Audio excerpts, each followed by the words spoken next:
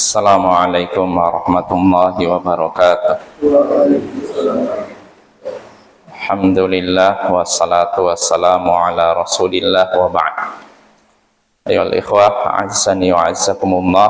Kita lanjutkan pembacaan Al-Adabul Mufrad.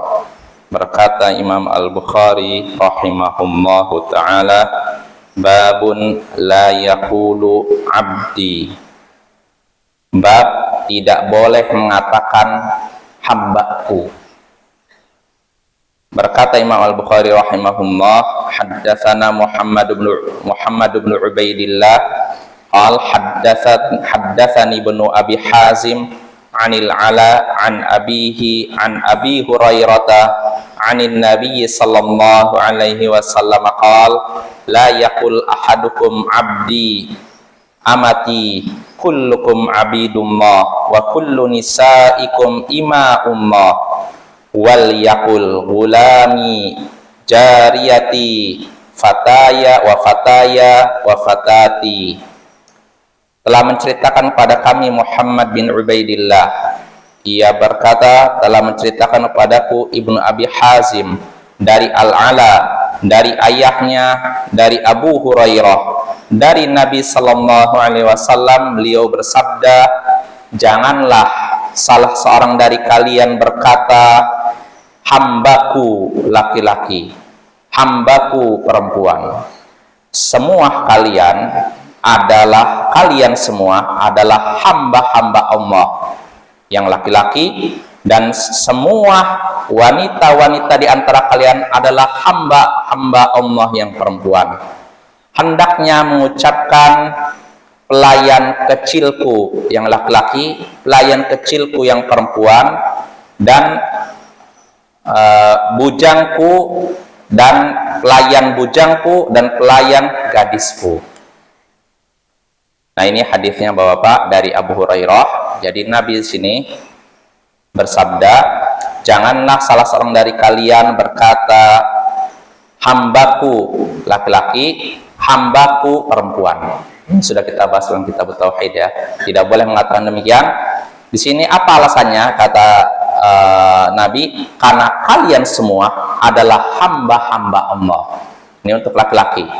Dan kalian semua wanita-wanita kalian yang ada pada kalian semuanya adalah hamba-hamba Allah yang perempuan. Ya, jadi ketika seorang berkata wahai hambaku, ini bukan hambamu tapi hamba Allah. Makanya Nabi memberikan solusi, jangan mengatakan hambaku, baik laki-laki maupun perempuan, tapi ucapkanlah wahai pelayan cilikku yang laki-laki, gulami. Kalau untuk perempuan, jariyati, wahai pelayan cilikku yang perempuan. Atau kalau yang besar, wafataya, untuk yang laki-laki, wahai pelayan bujangku. Dan kalau untuk perempuan yang sudah besar, pelayannya berarti budak perempuan yang sudah besar, wafatati, wahai pelayan gadisku. Nah ini ya Bapak ya, ini makna hadis tersebut. Nah dari hadis ini kita bisa mengambil beberapa pelajaran.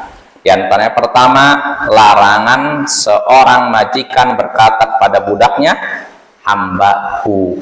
Nah ini sudah kita bahas, terlarang seperti ini.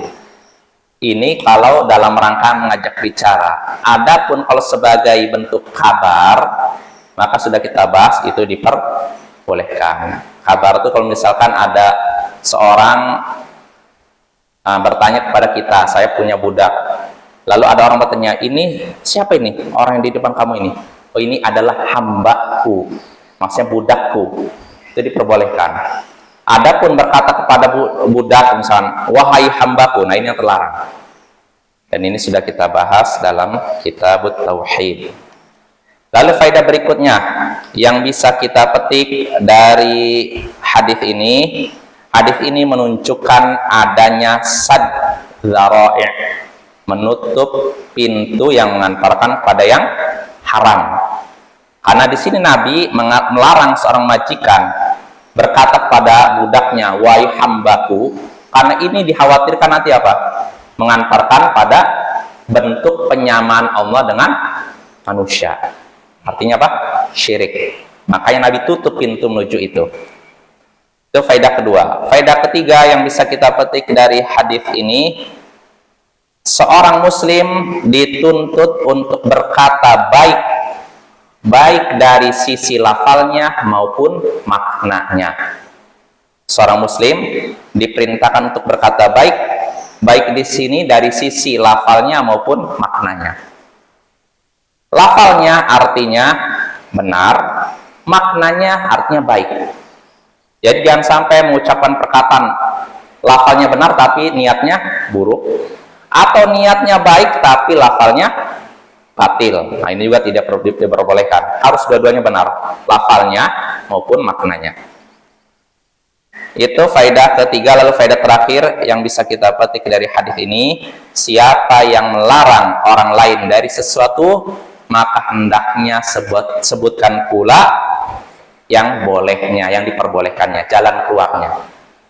Siapa yang melarang orang lain dari sesuatu, hendaknya menyebutkan jalan keluar yang dihalalkan oleh Allah.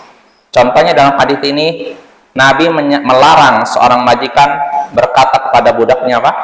Hambaku. Apakah Nabi cuma melarang?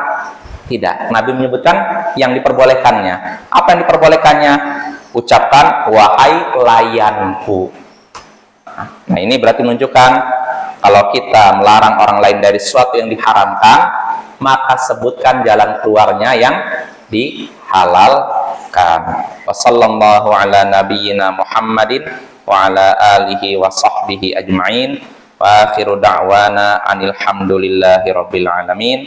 Assalamualaikum warahmatullahi wabarakatuh.